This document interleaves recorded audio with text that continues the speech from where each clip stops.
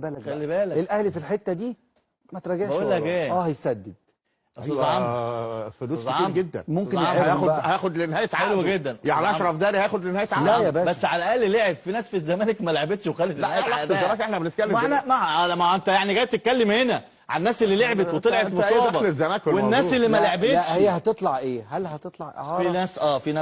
في ناس بيع اعارات ولا بيع؟ في ناس بيع وناس بيبيعوا اهو، ما بيفسخوش عقود. وعايز اقول لك على حاجه، بيودي اعاره وبيدفع له فلوسه. بقول لك ايه، هو حلو. مين اللي بيجيب الاعارات؟ مين اللي بيجيب فلوس الاهلي؟